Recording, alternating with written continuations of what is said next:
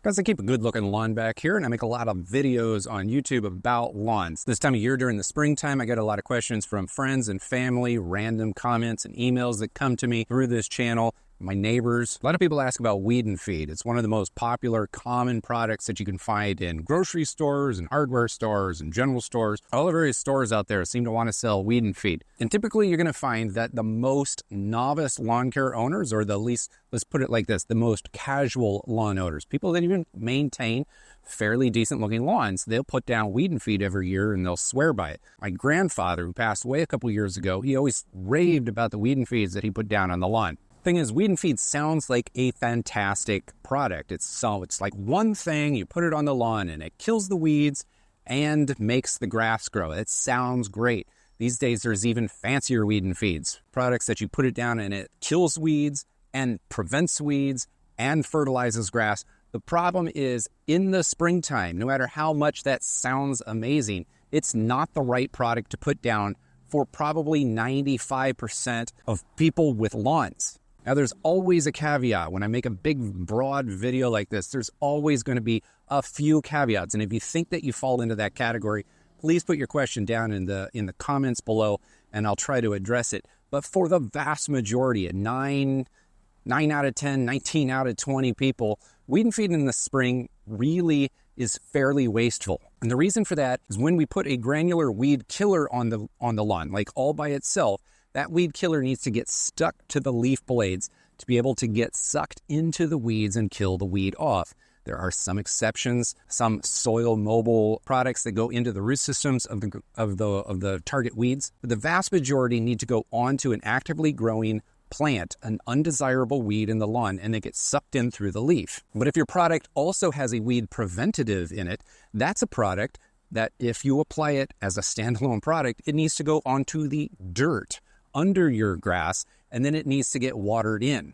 So those two right there completely make no sense. One of them has to go onto the leaves and get stuck there. The other, you need to water it into the soil. So you either put everything down and you water stuff into the soil and nothing stays in the leaves, or it stays in leaves and you don't water stuff in the soil. So one of those two things is getting offset by the other. Now for fertilizer, it's kind of the same thing as a weed pre-emergent. The fertilizer needs to go down into the soil so that the root systems of the grass can pick up the fertilizer and use it. Yet again, if you're putting fertilizer onto the ground and leaving it there dry so that the weeds die, then the fertilizer starts gassing off into the atmosphere. And that's because every single Weeden Feed product that I've ever looked at uses urea or some form of urea as its main active ingredient in terms of fertilization. Urea, when it goes down and it isn't watered into the soil, it slowly starts releasing the nitrogen up into the air as a gas. You lose the product before it ever gets into the root system of the lawn. Now it gets a little bit weirder than that, not a ton weirder than that, but let's say for instance this was a miracle world and you could literally do all of these things at the same time. Every single Weeden Feed has a very low dose of nitrogen in it per 1,000 square feet, and it's got a fairly low dose of herbicide, the stuff that you are using to kill off weeds. So if you put down the appropriate amount to actually fertilize your lawn, like if you took a regular bag of just straight fertilizer, you're going to be putting more nitrogen down per 1,000 square feet than if you follow the bag rate on these Weeden Feed products. So if you put that real rate of nitrogen down, then you're grossly over applying the herbicide. On the flip side, if you're putting down the bag rate of the Weeden Feed products, then you're getting a good dose of herbicide onto the weeds that are actively growing in your lawn, but you're way under fertilizing your lawn. Certainly some fertilizer is better than none, but it's not a real full dose of fertilizer. And then to take it even further, during the springtime, when people are most interested in putting down a Weeden Feed product to kill off weeds and fertilize the grass, many of the weeds haven't fully emerged from their seeds yet. So you're going to be putting Weeden Feed down on weeds that have not even emerged yet. Here I am filming this on April 12th. Lots of parts of this country are still experiencing their grass coming out of winter dormancy. Soil temperatures are still in the 50 degrees in many places around this country. A lot of weeds don't even germinate until the soil temperature warms up even more. So the application, the timing of the application of weed kill products is important. You got to actually put weed kill products down on the weeds after they germinated and started growing.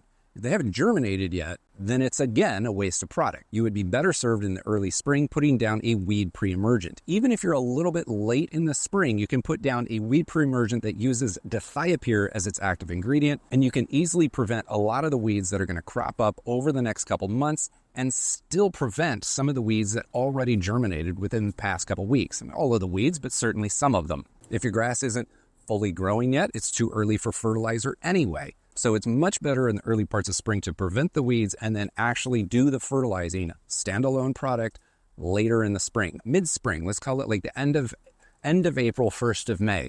If you do that, you can literally prevent way more weeds than you're going to kill. And then you can push grass that's actually ready to grow. And then later on in the month of May, if you do have some weeds that have made it through all of that, they're easier to identify. Then you can spot treat and kill them later on with a dedicated weed killer product. And I get it. Weeden Feed products make sense on paper. They sound great. During the springtime, everyone wants to have the best lawn that they possibly can because winter wasn't fun. Nobody wanted to go out onto the yard and just hang out there. But you'd be significantly better served in the early parts of spring to put down a weed pre-emergent and then come back about a month or so later and then go ahead and fertilize the lawn.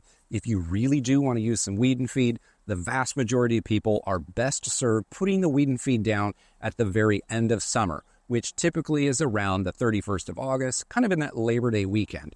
At that point, many weeds have been growing for a while, and a lot of the annual weeds haven't yet gone to seed because many of them go to seed once air temperatures and soil temperatures start dropping. The vast majority of warm season and cold season lawns are still in high growth mode around September 1st, so any amount of fertilizer is going to work on them. That's the only time of the year that I think it's acceptable to put a Weeden Feed product down for the majority of lawn owners. I have a couple other videos about Weeden Feed products, the times that I would advise using them, and the reasons why I don't advise using them. I'm going to link to both of those in the description below. But I do consider this to be one of those fundamental pieces of information that most people with a lawn should know.